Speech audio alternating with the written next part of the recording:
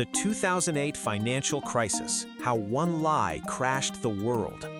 Imagine waking up one day and realizing your house is worth less than your car, your job is gone, your savings wiped out, and the banks, the same ones that told you everything is safe, are suddenly begging the government for help. That's exactly what happened in 2008. This wasn't just a bad year for money.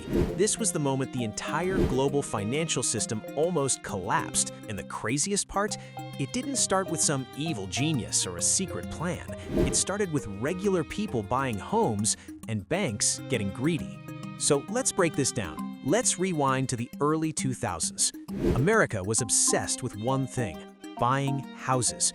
Prices kept going up, and everyone believed one rule: real estate never goes down. Banks saw an opportunity.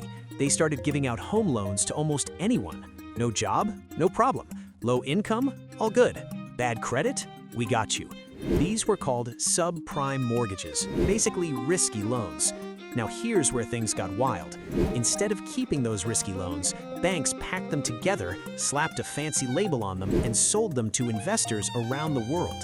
These bundles were called mortgage-backed securities, and rating agencies, whose job was to warn people, said, yeah, these are safe, totally fine. Spoiler alert, they were not fine.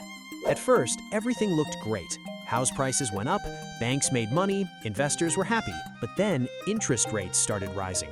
Suddenly, millions of people couldn't afford their mortgage payments anymore. They stopped paying, homes got foreclosed, and when people stopped paying, those safe investments turned into toxic garbage. Banks realized they were holding massive losses, but nobody knew how bad it really was.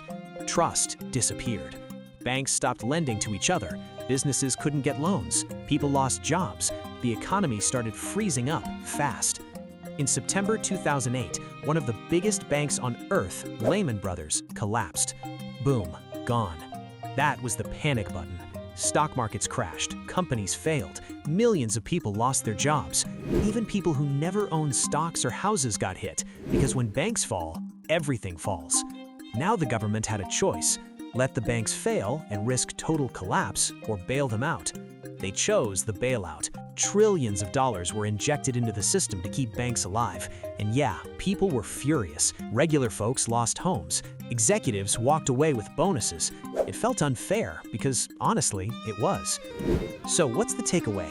Here's the reward for understanding this story. Lesson number 1. If something sounds too safe while paying high returns, it's probably lying. Lesson number 2.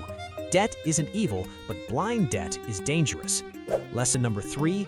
The financial system doesn't collapse overnight. It breaks slowly, then all at once. The 2008 crisis taught the world one brutal truth: when greed beats common sense, everyone pays the price. And here's the real reward. Now you know how crashes actually happen. You're less likely to panic, less likely to get trapped, and way more likely to protect your money. If you learned something from this, stick around, because history has a lot more money lessons to teach.